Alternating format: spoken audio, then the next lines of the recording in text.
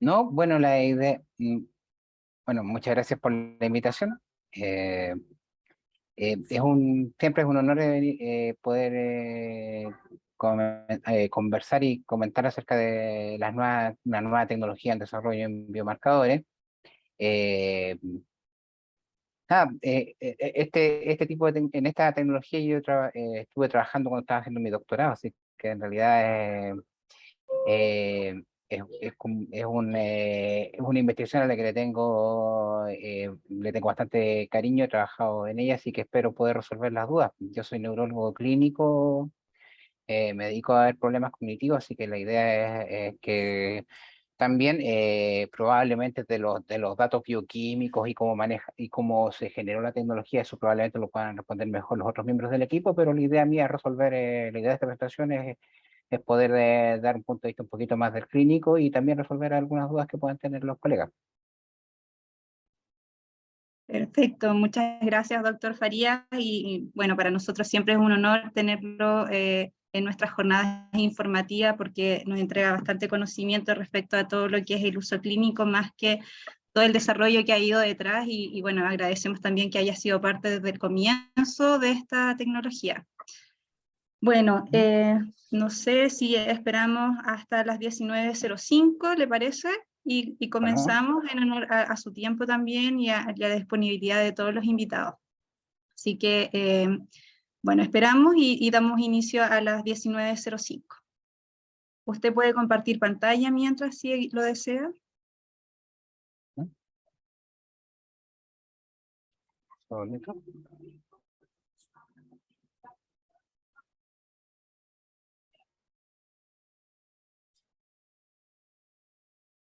Mm,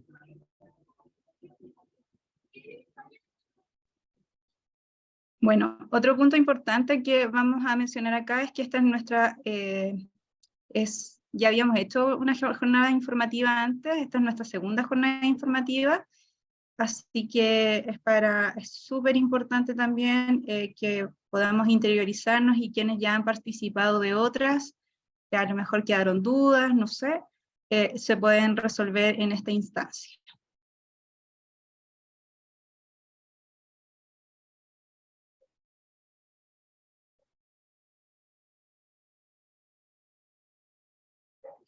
Bueno, comentarles también que este biomarcador ya lleva un año a nivel clínico. Así que eso también nos mantiene muy contentos a todos porque es muy importante también que esto pueda ser de mayor acceso a las personas de todo Chile, ¿ya?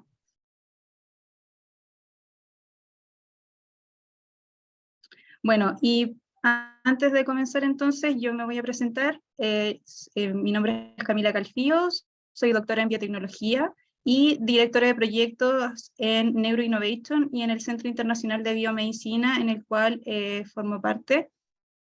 Y bueno, y este desarrollo para mí ha sido un gran hito, porque ya estaba en fase clínica cuando yo pude participar, así que participamos de todo lo que era la transferencia desde lo que se había hecho en investigación clínica hacia un biomarcador que pudiera ser comercial y de uso clínico como apoyo al diagnóstico, ¿ya? Bueno, pero sin retrasarnos más, les doy la bienvenida a todos, muy buenas tardes, espero que estén todos un poco más refrescados en esta tarde tan calurosa. Y bueno, hoy día les voy a presentar esta importante charla informativa sobre nuestro biomarcador ALSTAU, desarrollado por el Centro Internacional de Biomedicina en conjunto con Neuroinnovator.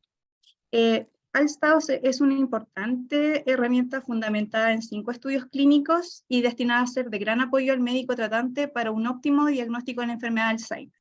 Además, este biomarcador tiene una alta sensibilidad y especificidad y ha tenido un gran impacto a nivel mundial en foros, simposios y rigurosas publicaciones científicas, y tenemos también la ventaja de tenerlo en Chile ya disponible para su uso clínico, y actualmente podemos decir que está en las ciudades de Iquique, Antofagasta, La Serena y Santiago. Esperamos que pronto puedan sumarse más regiones, ojalá del sur, y para eso estamos trabajando arduamente con el equipo de NeuroInnovation para poder hacer más asequible esta tecnología. Pero en el norte ya hemos abarcado gran parte del norte grande de nuestro país.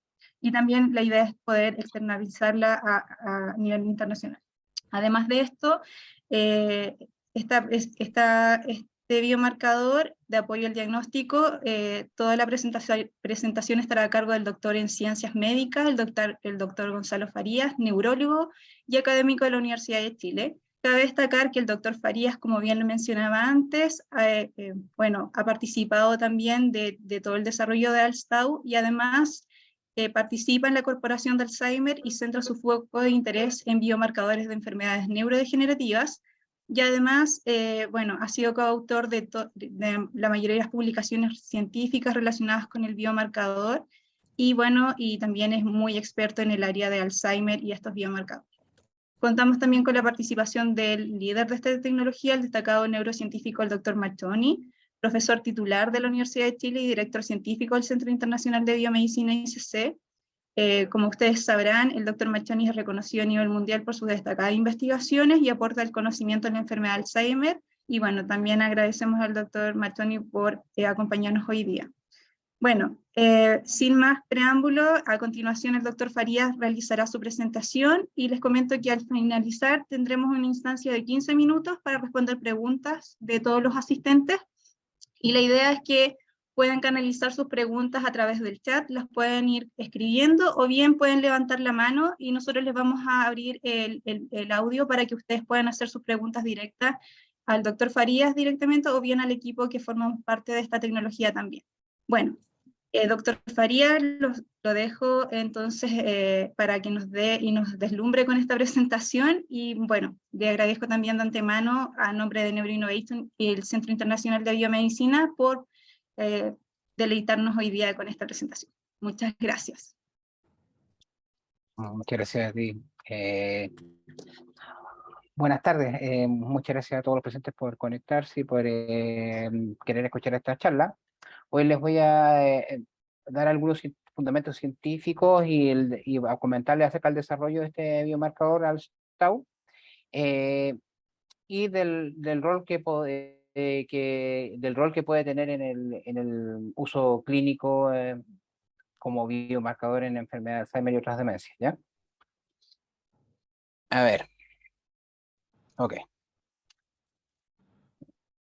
Primero que nada, hablemos un poco de epidemiología de la enfermedad de Alzheimer, o por qué es importante el tema de la demencia en general. Bueno, conforme la población mundial ha envejecido, ha aumentado la prevalencia de demencias, mientras muchas otras enfermedades se han ido controlando conforme se han desarrollado nuevas terapias, por ejemplo, contra el cáncer, o hay mejor manejo de la patología cardiovascular o nuevas herramientas tecnológicas. Las demencias y enfermedades neurodegenerativas siguen creciendo conforme la población envejece, ¿ya? Y la verdad que tenemos una carencia de soluciones efectivas. Ha habido un problema en el desarrollo de nuevas terapias que no se desarrollan hace más de 15 años ya.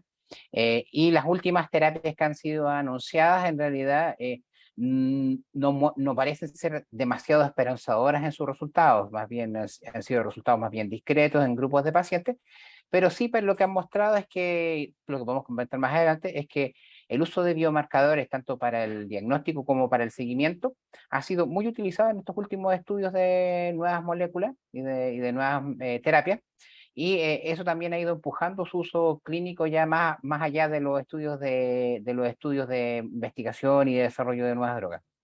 Bueno, cada 3 segundos una persona en el mundo es diagnosticada con enfermedad de Alzheimer.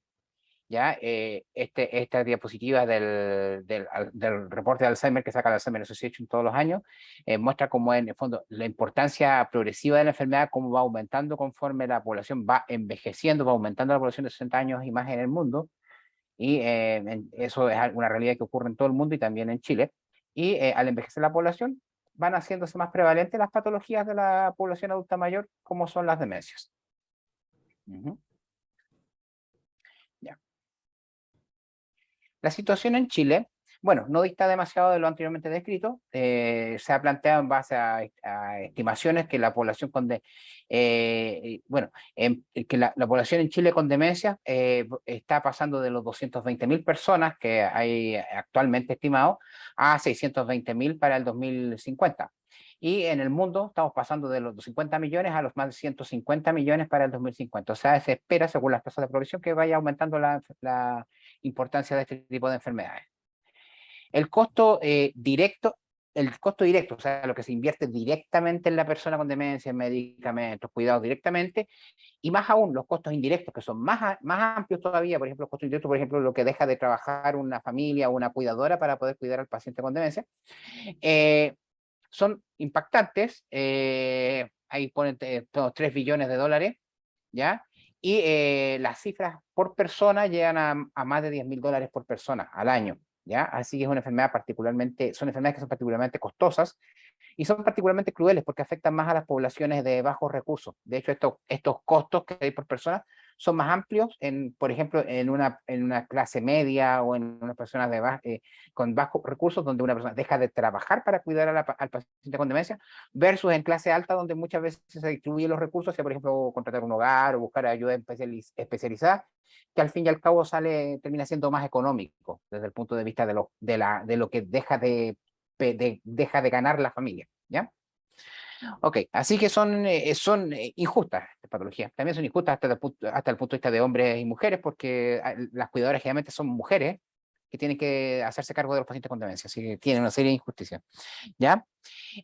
Y el envejecimiento está acelerado en la población mundial. Chile es uno de los países que está envejeciendo más dentro de Latinoamérica, ¿ya? Y la incidencia de enfermedad de Alzheimer va aumentando en los mayores de 65 años, ¿ya?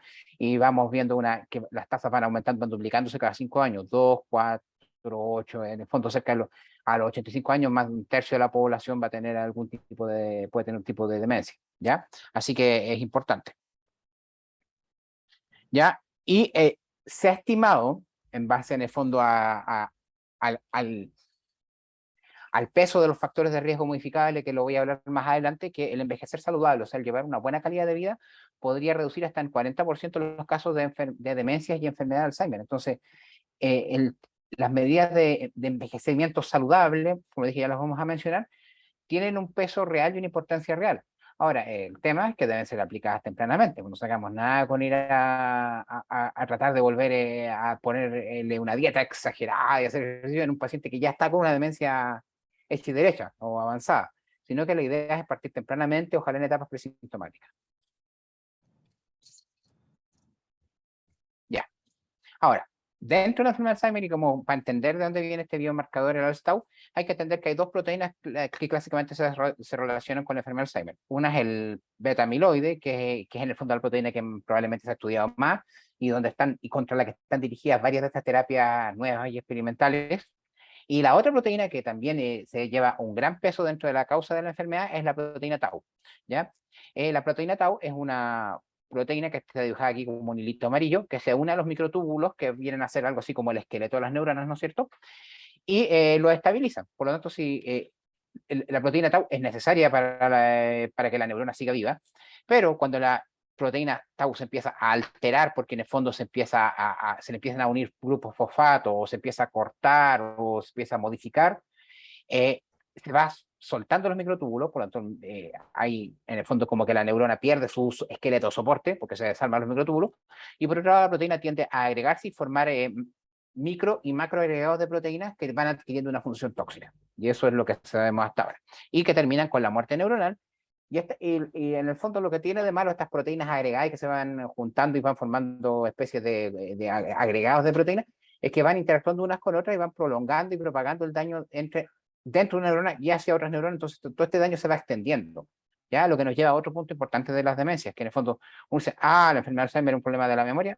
Sí, al inicio, pero después la enfermedad se extiende para el resto del cerebro, entonces es un problema del cerebro en general. Y van apareciendo síntomas cognitivos de diversa índole, síntomas motores, y al final lo que pasa más importante, lo que va siendo más relevante es que el paciente se va haciendo menos funcional, más dependiente y va teniendo más trastornos conductuales. Y los trastornos conductuales son los que finalmente repercuten en el cuidado. Ya. Bueno, La proteína tau, que les decía yo que es esta proteína mal plegada en la enfermedad de Alzheimer, es uno de los culpables, no es que es el único culpable, porque tenemos varios, pero es uno de los culpables más importantes, que por mucho tiempo no se consideró tanto, y con el tiempo ha ido ganando cada vez más, adeptos, cada vez más evidencia, mostrando su rol como proteína patogénica de la enfermedad, y por lo tanto es una de las proteínas que uno puede mirar tanto para hacer el diagnóstico como el seguimiento, como para buscar ahí en ella, enfocar esfuerzos terapéuticos contra las demencias. ¿Ya?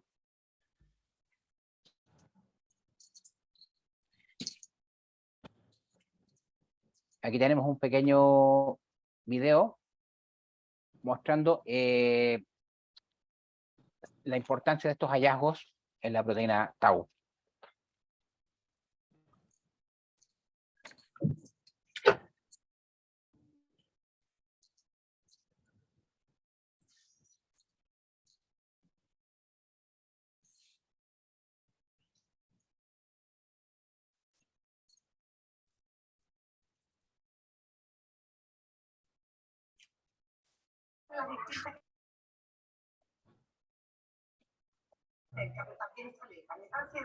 Aquí tenemos en el fondo bien cómo ponen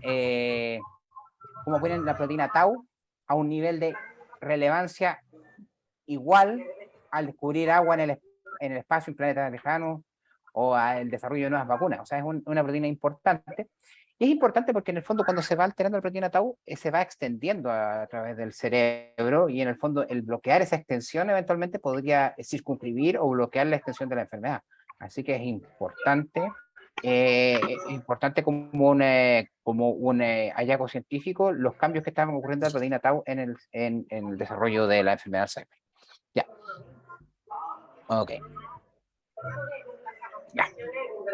Una cosa importante es que hay múltiples señales de daño para nuestro cerebro, y lo que nos lleva al tema de envejecer saludable. Entonces, cuando tú no tienes una vida saludable, por ejemplo, estás expuesto a radicales de oxígeno, vale decir, estás oxidado, hace poco ejercicio básicamente, o tienes un mal estado cardiovascular y tienes alto el LDL, que es el colesterol malo, o hay daño mecánico, por ejemplo, tienes golpes seriados y repetidos en la cabeza, todos estos van siendo censados como señales de daño en las microglias, que son las células de defensa del cerebro. Y la microglia se activa y libera citoquinas o en el fondo mediadores inflamatorios que le están indicando a las neuronas que hay inflamación, que hay un daño. Esta inflamación pretende circunscribir el daño y que el daño ojalá se desaparezca y no se siga extendiendo. Pero en el fondo, estas señales de daño finalmente cuando se hacen crónicas van haciendo que la proteína tau se hiperfosforile, se modifique, la neurona se va dañando, va degenerando, y la tau agregada, mal plegada y que se empieza a formar estos macroagregados, se va liberando de las neuronas, y a su vez, lo que resulta, digamos, mal o la parte interesante de donde podríamos intervenir, es que esta tau mal plegada eventualmente funciona como una nueva señal de daño para seguir activando las microglias, y por otro lado se va extendiendo y va teniendo mecanismos tipo prión, o sea, mecanismos de infección donde la proteína alterada se va expandiendo por el cerebro y va infectando de cierta manera a las células, a las neuronas que están sanas, digamos. ¿Ya? Ok. Entonces, ya. Esto que hemos hablado de que la proteína tau es importante, sin querer menoscabar que existen otras proteínas que también son importantes, hablamos del beta-amiloide, que es que es como la proteína clásica que se ha estudiado, nos lleva a que en el fondo cuando uno estudia estas proteínas, uno puede tratar de desarrollar terapias. Ya, si yo bloqueo que la tau se agregue, puedo bloquear la enfermedad. Suena lógico. No tan fácil de hacer, pero suena lógico. Y lo otro que podemos hacer sabiendo de estas proteínas alteradas es usarlas como un marcador de la aparición de la enfermedad. ¿Ya?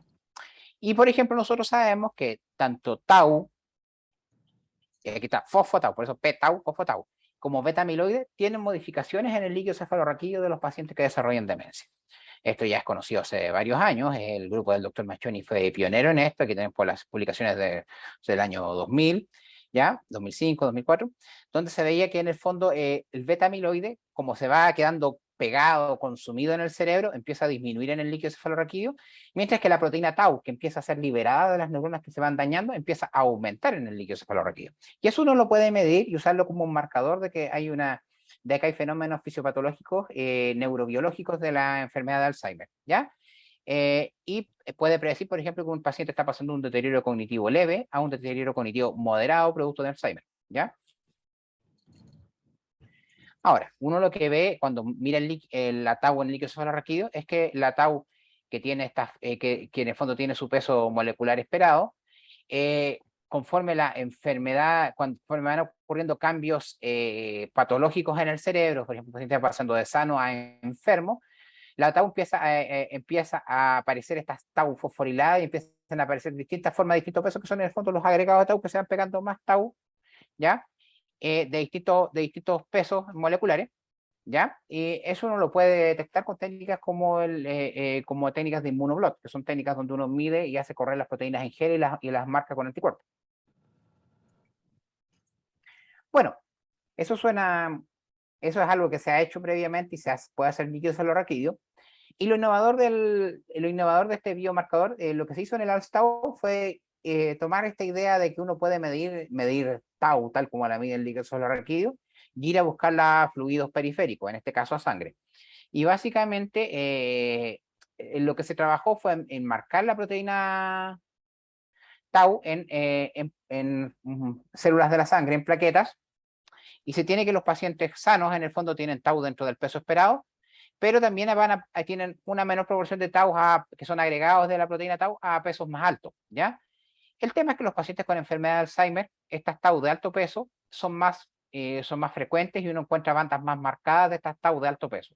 Son estas de acá comparadas con las de acá, ¿ya? Entonces uno puede hacer una relación y medir, y si uno detecta estas tau de alto peso, en eso se basa la tecnología de las tau. Es decir, tenemos tau alterada, tau patológica, y eso es lo que está midiendo. Se mide con técnicas de inmunoblot, ¿ya? O en el fondo, cuando hablo de inmunos, que quiere decir que lo marco con anticuerpos para detectar la proteína alterada, ¿ya? Entonces, inicialmente nosotros trabajábamos con un anticuerpo comercial que detectaba la proteína tau y nosotros podíamos medirlo en las plaquetas. Y en el fondo veíamos que hay diferencias entre los pacientes en sujetos controles y pacientes con enfermedad de Alzheimer, donde los pacientes con enfermedad de Alzheimer tenían más tau de alto peso en su sangre, digamos. Y lo interesante es que en el fondo, por un lado, estas tau alteradas iban aumentando los pacientes con demencia, y por otro lado, esto no realmente se relacionaba con que estuvieran cada vez más deteriorados. También vimos que a más deteriorado el paciente, o sea, a la demencia más avanzada tenía, más alterada estaba la proteína tau, pero también vimos que tenía correlación con cambios en el cerebro de los sujetos, ¿ya? Entonces se relacionaba con cambios que podían ser vistos por neuroimágenes, que son otro tipo de biomarcadores de la enfermedad, ¿ya? Así que tenemos una correlación entre el ALS-Tau y deterioro cognitivo, medido por técnicas neuropsicológicas, y también con técnicas de neuroimagen, ¿ya? O sea, estamos viendo cómo hay una coherencia entre distintos marcadores o distintas formas en que uno evalúa la enfermedad. Ahora, yo les partí diciendo que yo en el fondo trabajé en el Alstau cuando estaba haciendo mi tesis ya hace algunos años, no voy a decir cuántos, pero estuvimos hace un tiempo estábamos trabajando en eso, y después obviamente aquí había todo un refinamiento tecnológico. En el fondo nosotros trabajamos inicialmente con algunos pacientes y sujetos voluntarios en que cuando estaba empezando a desarrollar la tecnología, pero después viene todo un tema de empaquetamiento tecnológico, de desarrollo, innovación, avanzar hacia empaquete de tecnología y hasta llegar a una tecnología de laboratorio. Ya, primero tenemos las primeras publicaciones de que había tau en plaqueta, luego hubieron estudios clínicos ya de manera con estándar de estudio de desarrollo de nuevos medicamentos y de nuevas terapias, digamos, y se desarrollaron prototipos de la tecnología. Finalmente se empaquetó y se transfirió la tecnología hacia un kit, que es lo que se ha ido avanzando, y finalmente se escaló y se comercializó, esto apoyado por proyectos de desarrollo tecnológico y también por laboratorios que se dedican a empujar la innovación, ¿ya? Y básicamente cuento toda esta historia para decir que como cualquier tecnología de biomarcadores, ha llevado tiempo. Aquí ponemos en el fondo un desarrollo tecnológico que ha demorado 10 a 12 años y obviamente acarrea una bastante inversión, ¿ya? Entonces, en el fondo, esto implica costos para todos los que han desarrollado la tecnología que han tenido que creer en ella, para, en el fondo, para poner esfuerzo y recursos en el desarrollo, ¿ya? Y en realidad esta tecnología ha sido relevante y ha llamado a publicación y a entrevistas y en el fondo ha llamado la atención de la comunidad científica en diversas partes del mundo. Ya, ahora, ¿cuál es la edad de la tecnología desarrollada?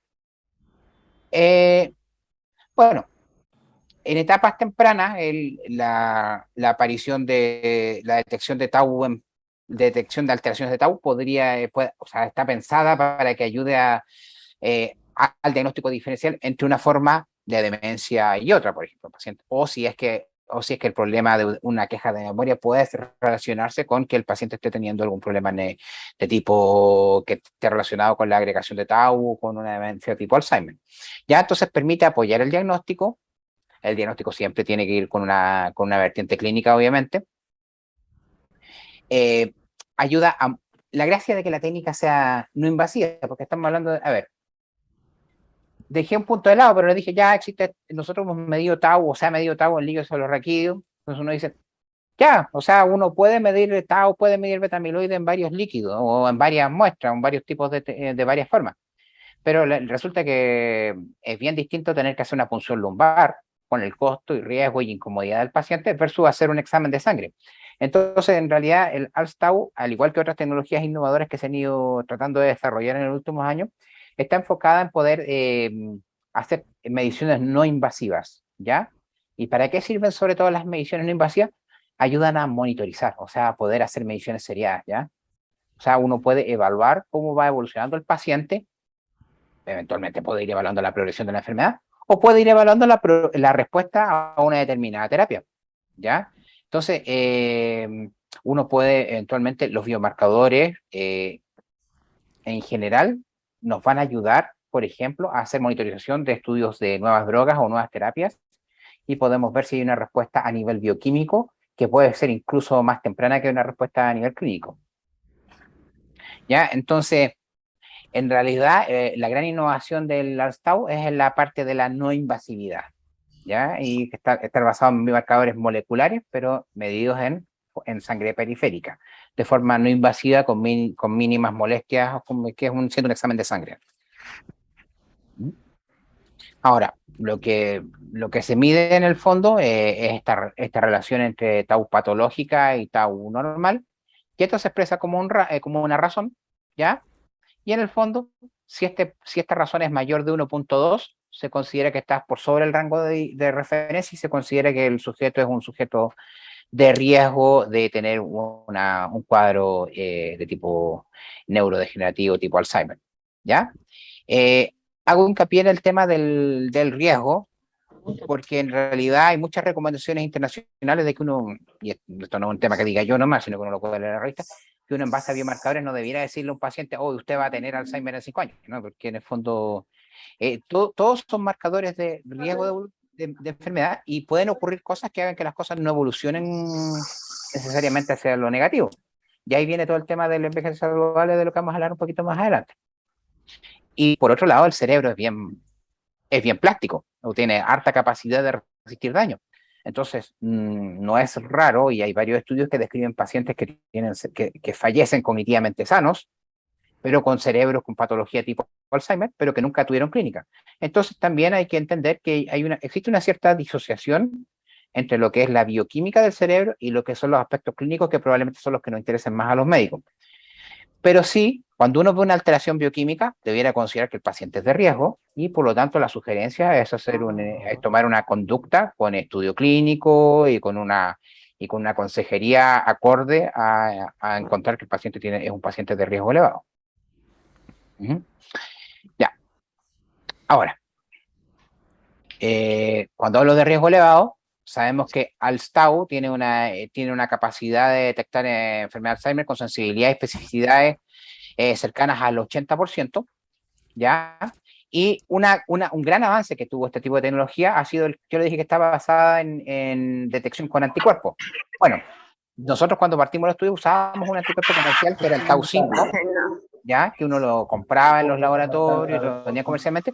Bueno, precisamente aquí ya dentro del laboratorio del profesor Machón y del ICC se ha trabajado en el desarrollo de un anticuerpo que tenga mejores características para detectar la proteína tau, y ese es el tau 51, y con eso se han estado haciendo los últimos estudios y ha ido pasando se ha ido empaquetando la tecnología, y esa es la última, y esa es la versión actual que tiene un mejor rendimiento que la versión original del biomarcador. Ahora, una cosa importante es que yo he participado en varios de los ensayos clínicos de este biomarcador. Tiene varias publicaciones, más de 10 publicaciones en revistas científicas, y eso respalda que el desarrollo se ha hecho en forma seria, ¿ya? Y ahí se ha ido avanzando ya hacia que este tipo de marcador esté disponible en diversas regiones en forma de examen clínico, ¿ya? Ahí está disponible, se avanzó en Iquique, Antofagasta, La Serena, región metropolitana, y en el Hospital Facha está disponible en Santiago, ¿ya? Ahora, ¿de qué sirve tener el biomarcador? Porque un tema súper importante es el tema ético acá. Pues si uno va a hacer si uno va a hacer un examen, ¿qué hago con el resultado del examen? Hay una cosa importante. No se recomienda el testeo hasta ahora. Todas estas cosas cambian con el tiempo. Han cambiado en tiempo no muy largo. En 10 años han ido cambiando un poco las posiciones de los expertos. Sin embargo, hasta ahora la recomendación de los expertos va hacia que ojalá uno no haga estudios de biomarcadores en pacientes asintomáticos por un tema de generar más ansiedad y de no tener un importante beneficio para ellos. Sin embargo, en pacientes que tienen quejas de memoria, o sea, ya son pacientes que uno podría considerar sintomáticos, o sea, consideraría sintomático en realidad, ahí tiene un rol el hacer estudios de biomarcadores, donde tienen un rol como un cribado para detectar pacientes que son de alto y bajo riesgo de progresión hacia una enfermedad neurodegenerativa. Y probablemente en un paciente de alto riesgo, uno va a poder actuar haciendo un estudio más completo, mientras que en un paciente de bajo riesgo uno podrá darle más certeza al paciente y podrá dar más tranquilidad en cuanto al riesgo que el paciente tiene. Sin embargo, si el paciente tiene en cualquiera de estos casos, si tenemos un paciente si vamos teniendo un paciente de alto riesgo, ¿qué le decimos? Ya, usted tiene un marcador alterado, así que qué pena por usted. La idea es que no. Entonces ahí viene el tema de cómo actuar. Y aquí viene el tema, yo le dije que ojalá uno estudiara pacientes que tienen cierto grado de síntomas, o sea, no andar yendo a la calle a buscar gente que vaya pasando para hacer los exámenes, sino que como todo examen, ver hacia quién está enfocado. Y en general estas tecnologías que yo le dije que son más bien de screening, uno debiera pensarlas en pacientes que tienen síntomas iniciales que pueden ser inespecíficos, ¿ya? Y si el paciente es considerado de alto riesgo, uno debe decirle, ¿sabe qué? Debemos hacer algunas modificaciones que pueden ayudar a disminuir su riesgo de avanzar hacia una enfermedad. ¿Y cuáles son esas modificaciones? Hoy en día, lamentablemente, no tenemos una vacuna que sea efectiva, como decirle, a ver, pongamos una inyección para que no le dé Alzheimer nunca más. Sería lo ideal, ¿no? Yo me preferiría vacunarme que hacer todo esto, pero bueno. Pero lo que tenemos sí es conocer los factores de riesgo que podemos modificar para que las personas ojalá no desarrollen una enfermedad. ¿Y cuáles son esos? Son los factores que tienen que ver con estilos de vida, ¿ya? Y ahí en general tiene que ver todo con el envejecer saludable, con el healthy aging, ¿ya? Entonces uno debiera trabajar en cosas donde puede interferir. Porque, por ejemplo, en demencias y Alzheimer, yo no puedo cambiarle la edad a las personas, no puedo cambiarle la genética a la persona porque eso lo tiene de antes. Hay cierto grado de daño que la persona ya puede haber acumulado en su vida y que probablemente ya no pueda interferir, pero sí podemos tratar de trabajar sobre cosas como su estilo de vida, como por ejemplo el sedentarismo, el tabaquismo, el consumo elevado de alcohol, ¿ya? Factores nutricionales como el consumo elevado de grasas saturadas, el déficit de vitamina B12 y la hiperhomocisteínemia, ¿ya? Y otros factores que tienen que ver con estilos de vida también desde el punto de vista de salud mental, como por ejemplo la presencia de depresiones, ¿ya? Eh, estrés crónico, exposiciones ocupacionales, como por ejemplo a ciertos metales, o bueno, de hecho se dice que incluso el vivir en un ambiente con el aire contaminado ya aumenta el riesgo de tener demencia, ¿ya? Y ciertos agentes infecciosos, hay estudios, por ejemplo, que muestran que ciertos tipos de virus o de bacterias. De hecho, hay unos estudios que están hechos, por ejemplo, con las infecciones gingivales, la gingivitis, podrían aumentar también el riesgo de tener deterioro cognitivo. Bueno, básicamente hay varios factores de estilo de vida que podemos mejorar y podemos tratar.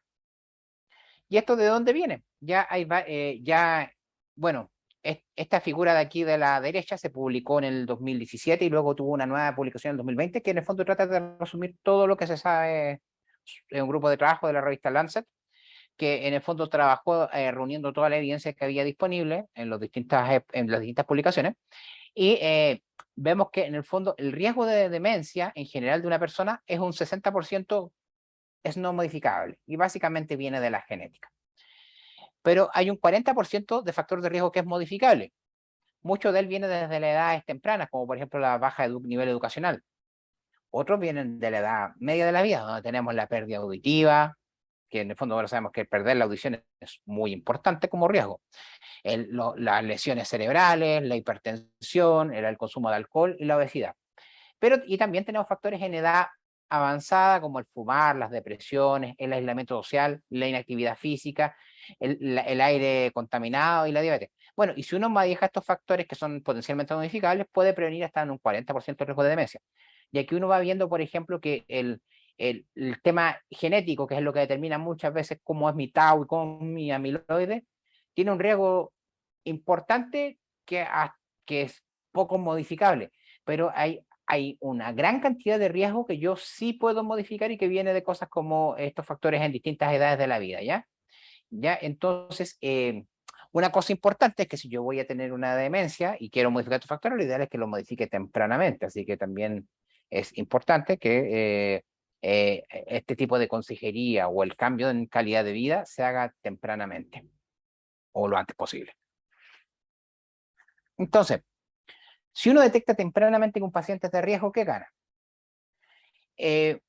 Bueno, vámonos al lado negativo. Eventualmente, si es que la tecnología de detección de riesgo eh, es confiable, digamos, el paciente va a tener, al saber que es de riesgo alto, va a tener la capacidad de tener información para planificar ciertos temas legales, financieros, cuidados de largo plazo. ¿Ya? Eh, Ahora, obviamente todo esto tiene que ir dentro de una consejería importante, porque si yo dejo al paciente solo, también hay que tener hay que acompañarlo y apoyarlo y explicarle los riesgos y los beneficios de cambios en su calidad de vida para protegerlo de la enfermedad de Alzheimer, por ejemplo, y de las demencias en general. Eh, una persona que sea detectada tempranamente con un cuadro tipo de demencia o de Alzheimer, eventualmente pueden beneficiarse de nuevos fármacos que están en desarrollo o que puedan estar disponibles en el futuro próximo, ¿ya? En general, el tener certidumbre o el tener más elementos de juicio ayuda a una persona a tomar mejores decisiones respecto a lo que va a hacer a futuro, ¿ya? Y en el fondo donde se ha enfocado mucho los estudios actuales que están realizando el grupo del ICC y del profesor Machoni, van hacia el tema del uso de medidas preventivas para tratar de que las personas se mantengan lo mejor posible y disminuir su riesgo de deterioro cognitivo. ¿Y cuáles son las medidas preventivas? Ya las dije, pero en el fondo tienen mucho que ver con el tema de un envejecer saludable y un estilo de vida saludable. Básicamente ejercicio físico en media hora, 3 a 5 veces a la semana. Dieta sana.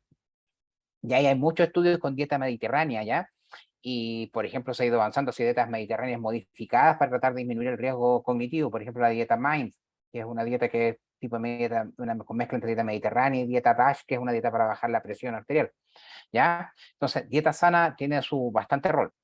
Eventualmente el consumo de vitaminas, antioxidantes, y esto puede ser suplementado con nutracéuticos. Por ejemplo, el mismo grupo del Centro Internacional de Biomedicina trabaja con el Brain Up, que es un nutracéutico que trae complejo B y antioxidante. ¿Ya? Eh, el, el buen ánimo, el sentirse activo mentalmente. Por eso ahí ponemos la meditación, el mindfulness o la estimulación cognitiva. ¿Ya? Estos son factores que eventualmente pueden ayudar a una persona a tener un mejor envejecimiento cerebral. ¿Ya?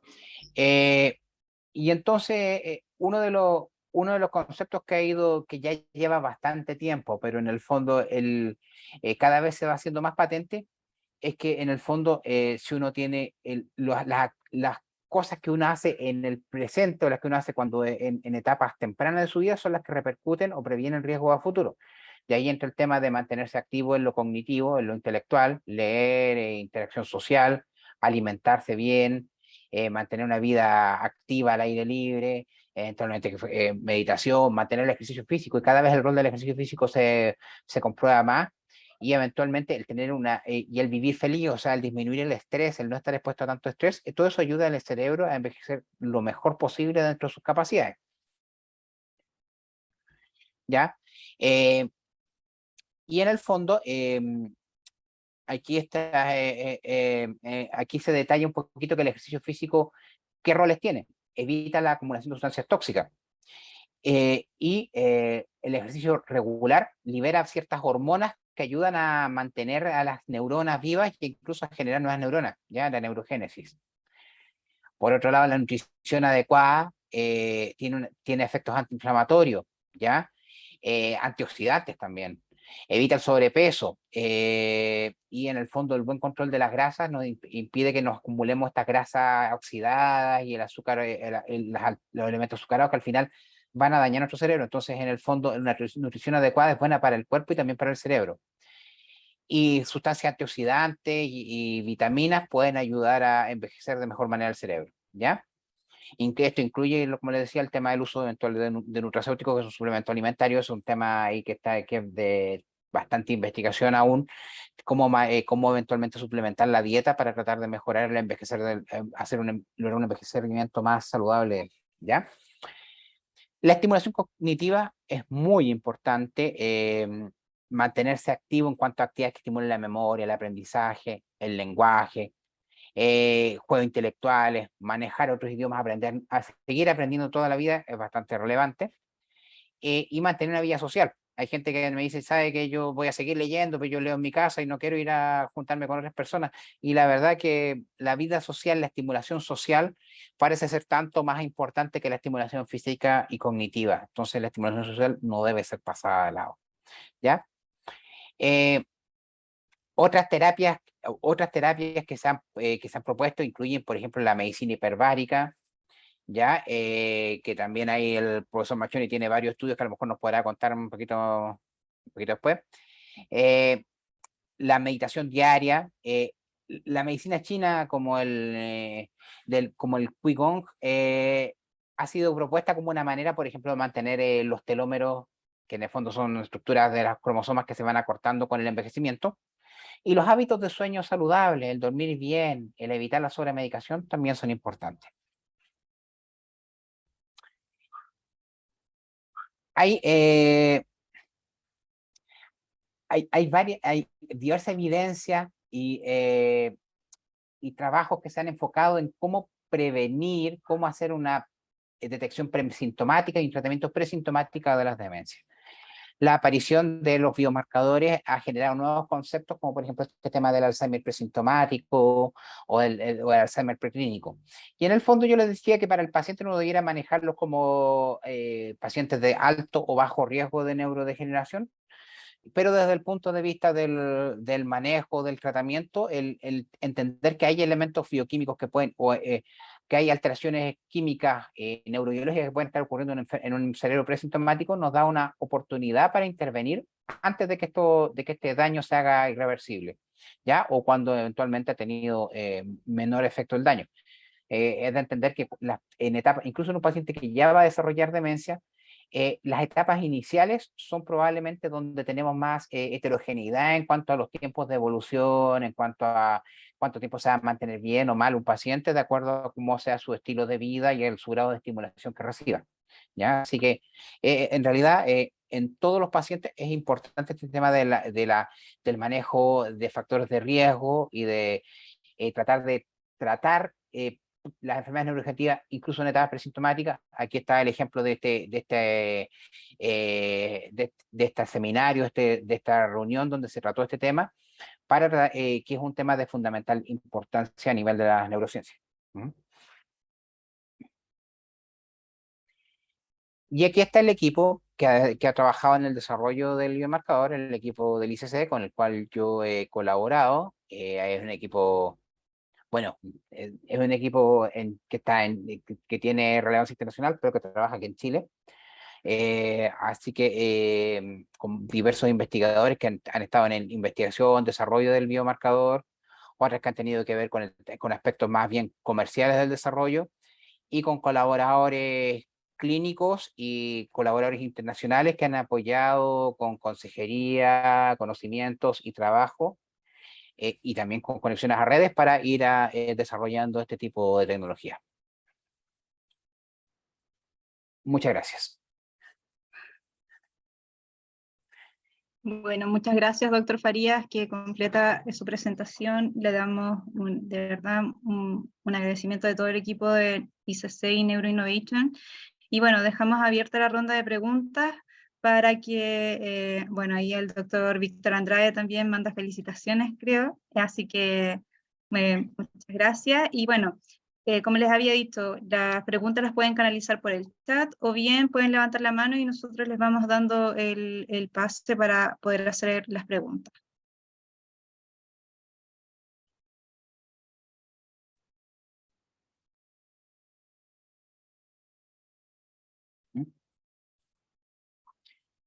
Mientras estamos Bueno, ahí, tal vez quiera conversar, al doctor Machoni no lo habíamos podido saludar hoy día, que ahí, así que claro, sí, el doctor Machoni también nos acompaña acá. Así que, bueno, Jorge Berensen nos dice muy interesante, es un gran avance para la ciencia. Muchas gracias, Jorge, por también estar participando hoy día. Y bueno, el doctor Ricardo Machoni, no sé si quiere dar algunas palabras. Bueno, yo, como les había mencionado, el doctor Farías es un gran exponente del área, así que para mí igual es muy grato tenerlo cada invitado y que nos pueda acompañar con todas estas jornadas informativas para dar a conocer a los médicos y a los laboratorios clínicos también esta herramienta innovadora que, bueno, que ha sido muy atractivo para nuestro país. Bueno, le doy la mano, entonces, el pase a Víctor. Víctor. Hola, ¿cómo Hola, están? Víctor. Bien, gracias. Y bueno verlos. Quiero hacer una pregunta, una cosa que me ha estado dando curiosidad desde hace algún tiempito, es el tema de otras formas de la tau. Otras formas que, por ejemplo, se han reportado últimamente que tienen que ver, por ejemplo, con la formación de estas primeras semillas de agregación de la tau, u otras, ¿cómo se llama esto? Tau fosforilada, incluyendo las primeras fosforilaciones. ¿Han pensado, Gonzalo o Ricardo o el resto del equipo, si tal vez empezar a incluir dentro del marcaje que se hace con los anticuerpos que utilizan, tal vez involucrar estas nuevas formas de tau más pequeñas? Por ejemplo, si mal no recuerdo, honestamente estaba buscando el paper, pero no lo puedo encontrar. 118, 217, que creo que por lo que he leído en el último tiempo son algunas de estas formas que son fosforiladas primero y que tendrían que ver con las primeras formas de agregación patológica. Porque en el fondo, si tal vez evalúas algo así y contrastas contra eso, el alto peso molecular, tal vez puedes empezar a encontrar antecedentes de que alguien podría estar desarrollando la enfermedad de manera previa.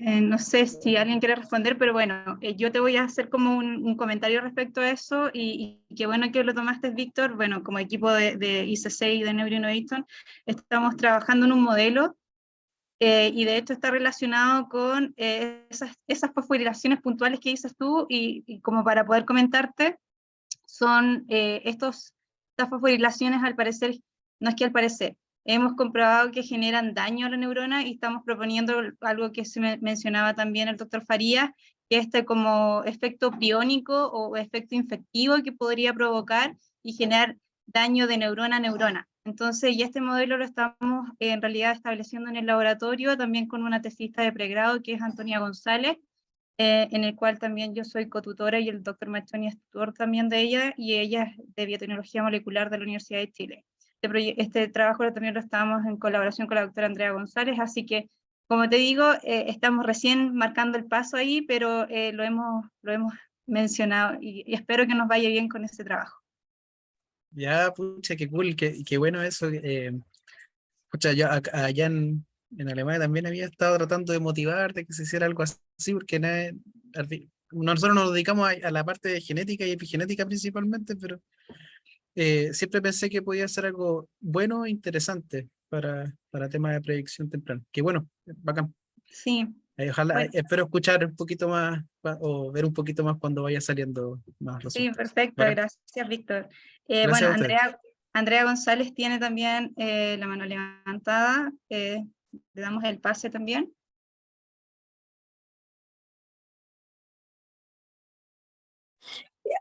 Hola, solo para agregar un comentario a lo que estamos trabajando con Víctor, a lo que comentó Víctor, perdón, y a lo que estamos trabajando como equipo en el ICC. Dentro de estas fosforilaciones ya se están usando como biomarcadores, pero con una plataforma distinta, que es una plataforma de Single Molecular Arrays, detectada por Quantermix. El doctor Farías puede dar un poco más detalles de ese equipo, pero ese equipo ya tiene una plataforma validada por la FDA que es específicamente para fosfotau 181. La de 217 todavía no está validada por la FDA, pero están en eso, están trabajando en eso. Pero también sirve como biomarcador, están trabajando en ello. Solo como comentario. Solo respecto a eso que dijiste, no estoy familiarizado tampoco con esa tecnología que dijiste. ¿Quantamix dijiste? Es una tecnología que para hacértelo más sencillo, es muy similar a lo que es electroquimioluminiscencia. Es similar, vale, pero a un nivel más sensible todavía. Vale, perfecto. Muchas gracias. Sí, ahí para complementar, bueno, es súper importante o es muy relevante el tema del trabajo en detección de proteínas a nivel plasmático, porque como les decía yo, uno las puede detectar hace tiempo en el líquido cefalorraquídeo, pero eso es invasivo. Entonces, hay varios acercamientos hacia este tema, hacia detectarlas en sangre, y se han desarrollado equipos ultrasensibles para detectarlas con tecnologías parecidas a la ELISA o tecnologías basadas en kit, que son acercamientos un poquito distintos de lo que es el Alstawa, todo esto. No es que sean malos el tema, y de hecho hay algunas que son que tienen bastantes publicaciones, pero en general todavía por el uso de estos equipos tan ultra sensibles, tienen el tema del costo y la accesibilidad, así que es un tema muy relevante y eso en el fondo es un gran problema, un gran contra de este otro tipo de tecnología autosensible, porque en el fondo uno requiere equipos muy caros y cada kit en sí es caro, pero sí se ha trabajado y el tema es que también trae el tema de un poquito de que hablaba yo de la discriminación del Alzheimer, que en el sentido de estas tecnologías más caras están disponibles en países que estén de muchos recursos y en el fondo eso la limita un poquito el acceso para las personas. Pero uno esperaría que probablemente con el paso de los años existan múltiples maneras o múltiples tecnologías de tratar de acercarse a estas mismas preguntas de qué pasa con las proteínas en la sangre, si pasa lo mismo que en el cerebro, cuál se eleva primero, cuál forma fosforilada se eleva primero, cuál después, hay temas así de la 217 es mejor, ahí también está un tema candente en investigación. Yo creo que sí pueden seguir refinando las tecnologías una vez que uno ya va generando la metodología original, en este caso el STAU como metodología original u otras plataformas basadas en otras máquinas. Después uno va refinando al ir diseñando kits específicos o anticuerpos específicos para detectar otras formas y eventualmente poder ir haciendo detección más específicas de distintos tipos de enfermedades o taupatías, si es que estamos estudiando la tau en particular. Eso.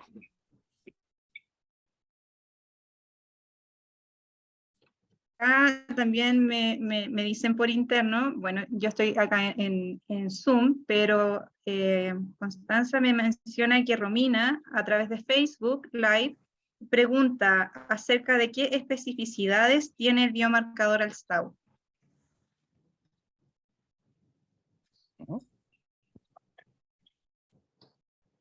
A ver, lo muestro un poquito. No sé si... ¿Sí? Lo tenemos por allá. 70 y... Ahí, Sí, sí. ahí está. Esos son, a ver, esos son estudios que igual se ha ido avanzando porque en el fondo tenemos los primeros estudios que fueron con el marcador Tau, con el anticuerpo comercial y ahora hoy en día se ha ido mejorando al tener un anticuerpo específico para el ensayo. ¿Ya? Ya eso ha ido mejorando sensibilidad y especificidad sobre el 75%. ¿Ya? Eso. Bueno, muchas gracias, doctor Gonzalo Farías. Bueno, el doctor Machoni también menciona acá que Tau puede fosforilarse patológicamente en múltiples sitios. Es probable que el curso de la agregación patológica responda a diferentes patrones de fosforilación y eso podría cambiar en distintos grupos de pacientes. Es un tema muy novedoso y que también estamos investigando. Así es. Entonces, para que también las personas que están conectadas puedan también entender que no nos quedamos solamente en este desarrollo, sino que también vamos avanzando porque hacemos vigilancia tecnológica, que es lo que se denomina, y la vigilancia tecnológica se basa en cómo están los desarrollos a nivel internacional y cómo podrían estos estar relacionados con nuestra tecnología o cómo nosotros también podríamos aún más mejorar esta tecnología. Como decía el doctor Faría, esta tecnología se mejoró también respecto al anticuerpo comercial que se usaba antes. Ahora tenemos un anticuerpo monoclonal que es desarrollado específicamente para la proteína tau plaquetaria y eso también pasó por un proceso de investigación y desarrollo que también es bastante importante. Bueno, Víctor también tiene levantada la mano nuevamente. Sí, Si eso, quieres comentar algo. perdón. Sí, ¿no? Eso, súper buen punto, Ricardo, y te vamos a ir de la mano también con un punto que me hizo Camila el otro día en el Congreso, que lo encontré súper bueno también, que en el fondo, cómo tu predisposición, en este caso genética, por ejemplo, te puede hacer que la progresión sea distinta, o lo que me comentó Camila en esa ocasión, cómo puede ser que tu predisposición también podría hacerte eh, que respondas mejor a un tratamiento u otro. O sea, son preguntas que son súper buenas y caracterizarlo yo creo que es algo que hay que tratar de hacer en este momento. Ahora, obviamente es complicado por el tema de reunir los pacientes, las muestras y tener bien caracterizado a cada individuo, pero es buena, es súper buena la acotación. Muchas gracias. Gracias, Víctor. Bueno, no sé si hay alguna otra persona que quiera hacer alguna otra pregunta. Todavía nos queda un poco de tiempo. Algún comentario, si es que esta charla fue de su interés, si es que en realidad, bueno, también vamos a enviar una encuesta para poder que ustedes nos puedan responder qué cosas más les gustaría abordar respecto a estas charlas informativas. La idea de esta charla informativa es darle a conocer los atributos del biomarcador ALSTAU y cómo se puede relacionar con todas las medidas preventivas que también mencionó el doctor Gonzalo Farías. No sé si, bueno, aquí hay varios participantes que no los conozco bien y bueno, no sé, quienes quieran también presentarse, los invito para poder conocerlos, poder entablar algún tipo de colaboración o bien si es que son de algún laboratorio clínico, médicos, cuál podríamos nosotros ayudarlos con respecto a todo lo que es el biomarcador ALSTAU. Bienvenido, pueden abrir sus micrófonos y poder comentar.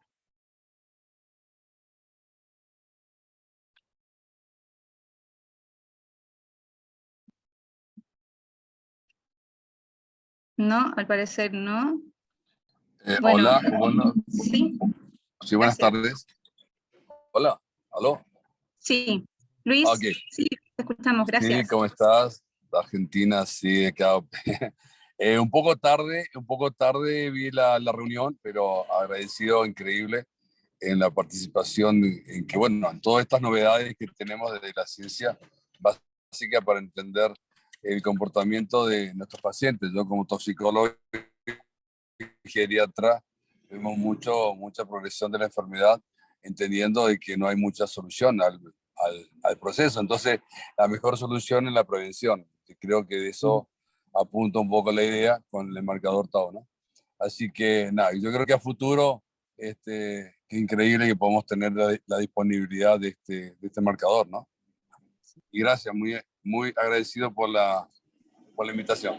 Bueno, muchas gracias también por participar y comentarnos respecto a su apreciación, así que los agradecimientos de parte de todo el equipo también.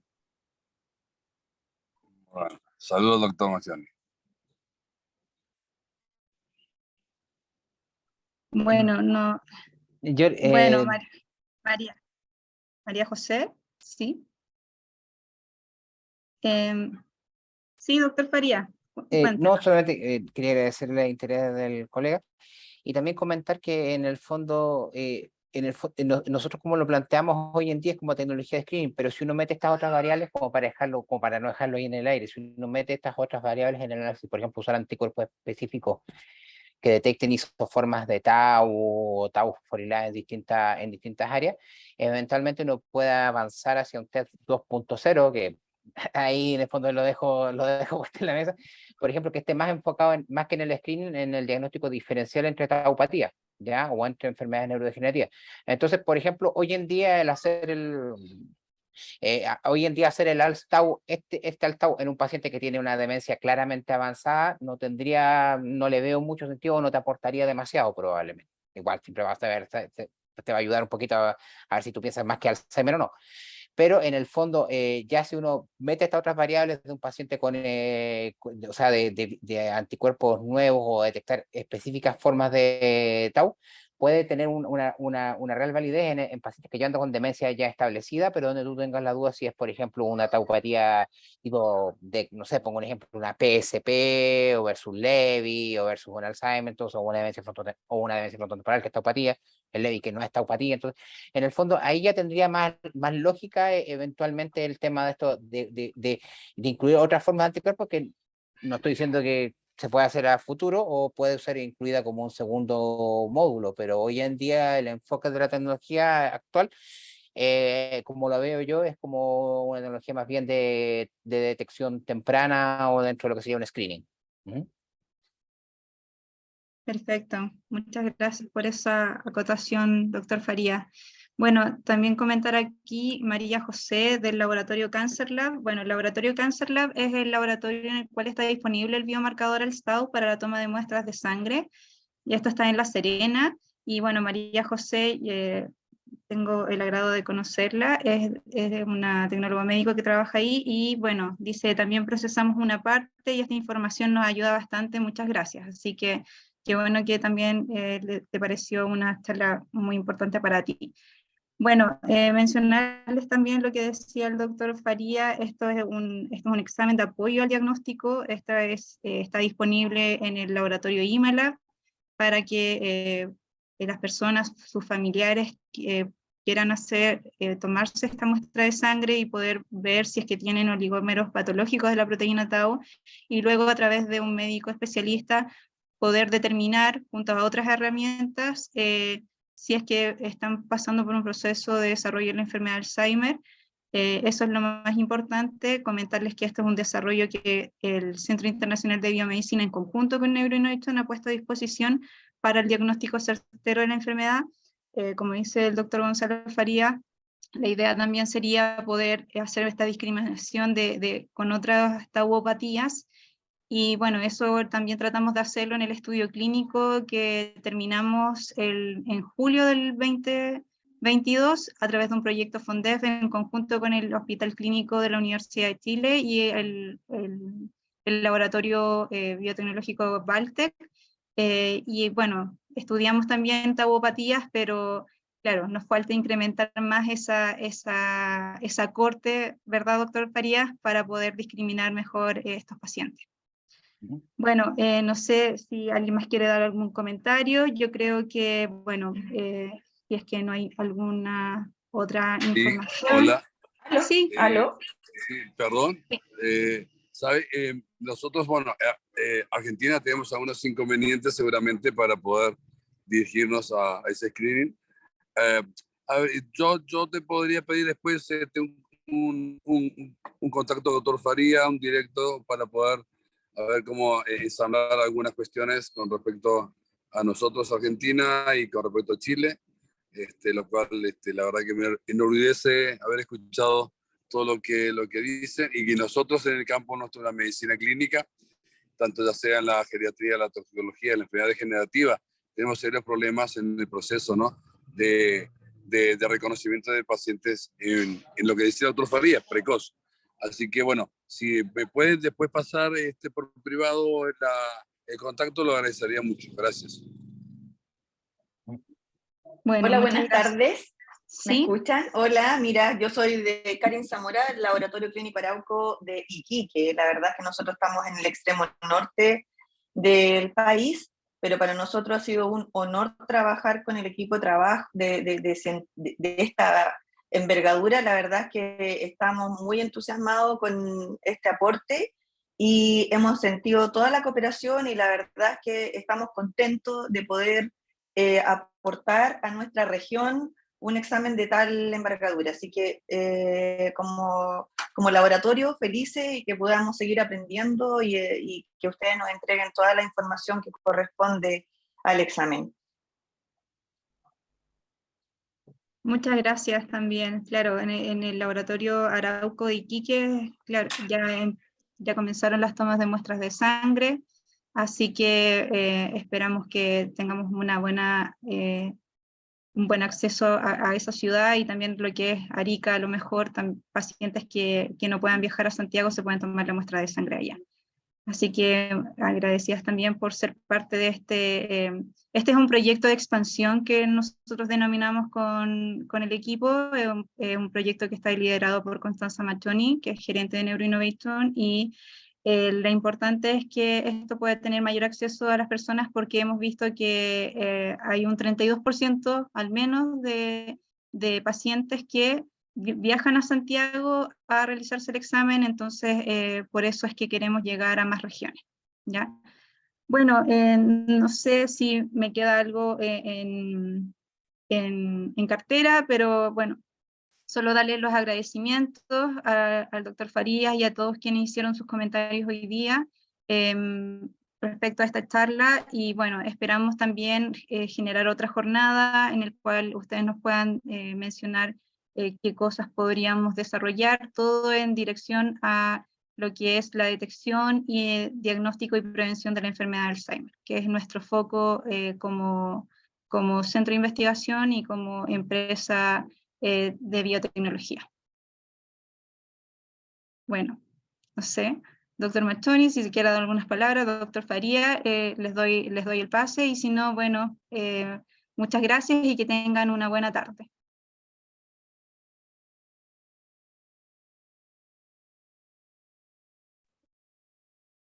No, yo solamente quiero, parece que el profesor Machoni está sin sonido, entonces, pero así que para tomar un poquito la palabra y agradecer a todos los que se conectaron, y espero que haber podido ser claro en la exposición y haber resuelto algunas dudas, ¿ya? Muchas gracias. Muchas gracias, doctor Faría. Y nos manda un ok el doctor Machoni. Gracias, profesor Machoni. Y bueno, gracias entonces, y bueno, nos veremos en otra jornada que será informada también por nuestras redes sociales o a través de mailing también, así que tenemos todo un arduo trabajo para poder dar a conocer esta herramienta de diagnóstico al apoyo a médicos como el doctor Gonzalo Farías, que ha sido parte de nuestro desarrollo y que también ha visto que esto puede ser un gran aporte a nuestra sociedad y otras sociedades de Latinoamérica y a nivel internacional. Así que los dejo y buena tarde para todos.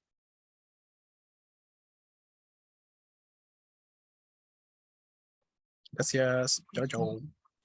Chao, muchas Gracias, Camila. Gracias, doctor. Muchas gracias. Gracias. Gracias, gracias. Gracias, doctor.